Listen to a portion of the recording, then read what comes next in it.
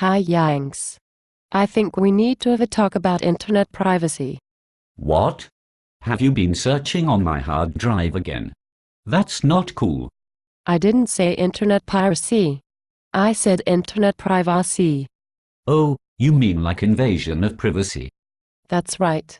I mean that someone can invade your privacy on the internet, and you won't have any idea what they are doing, and often won't have any evidence to use to prove that they did it.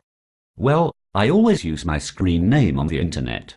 All my friends know me as AstroBoy92 on the internet. I've seen your screen name when you were chatting with your friends while I'm helping you with your homework. But you should know that the internet is always developing, and it's not very hard to follow a trail from your screen name all the way to your front door. But I'm a boy. Boys don't have to worry about privacy because all of the stalkers I know on the internet are looking for girls. Stalking is only one of the ways that people can harass you on the internet. Bullying is also very common among boys and girls. Bullies can use personal information about you to invent even more embarrassing ways to shame you in front of your friends.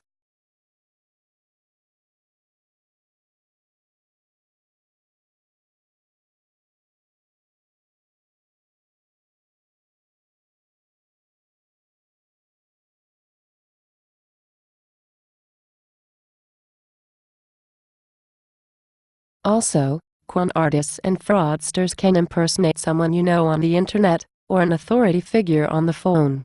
Like a police officer stating that they are looking at your file and reading information they learned on the internet.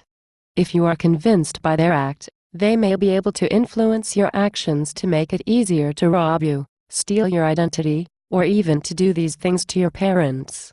You mean like when Leonardo DiCaprio pretended to be an airline pilot in that movie? That was just funny. I didn't think that was very scary. That's the idea. But the technology used by con artists today is much more advanced. They don't rely on uniforms and expensive watches to distract people from the truth.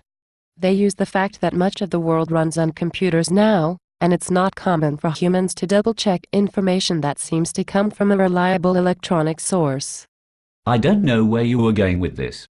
Most of the stuff I do on the internet is just fooling around with my friends, just like we do if we are hanging out, except we're using Facebook because it's just easier. I don't have a credit card. And my cell phone tells me every number that calls. If I don't see a name, I don't answer the phone. If a police officer left a message on my phone, I'd just let my parents listen to it and decide what to do. I'm not saying that you aren't smart, Yanks. And you are right to use the internet as much as you do, because the vast majority of people there don't mean anyone any harm. But you have to imagine that everything you type on your keyboard, even everything you put into a text message on your phone, copies of these things are being saved, just like they say that God has a big book in heaven of everything you've done in your life and He is judging you. With every passing day, that book is becoming cheaper and cheaper for a mere mortal to buy. This complete stranger may eventually know more about you than you can remember about yourself. And it's hard to predict what this person will do with that information. Thank you. You've officially gotten me very scared now. I hope that you at least have some suggestions for how I can be more careful. I don't really know the answer. I can tell you something that can help, though. Always ask yourself questions. And don't be afraid to ask questions of anyone approaching you on the internet before having a conversation about your personal life.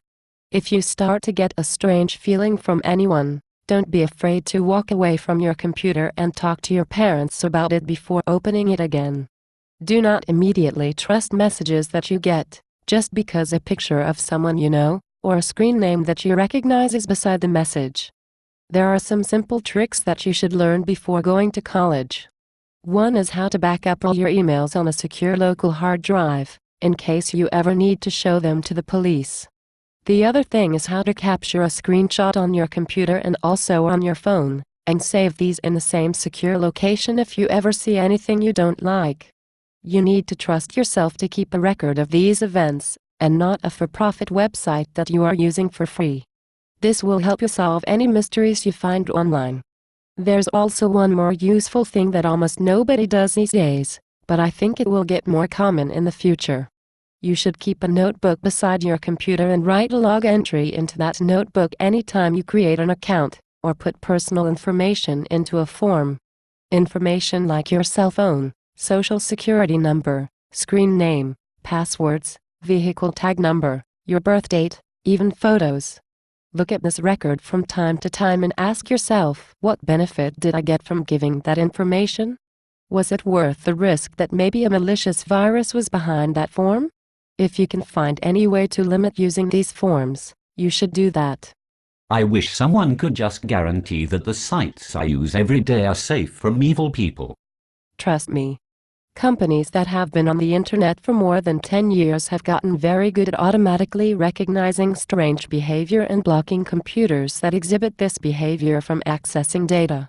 For example, if one computer on the network creates 10 accounts in only a few hours, and then suddenly starts trying to link to other, more established accounts, that computer will be marked as suspicious and its activities will be watched closely or blocked.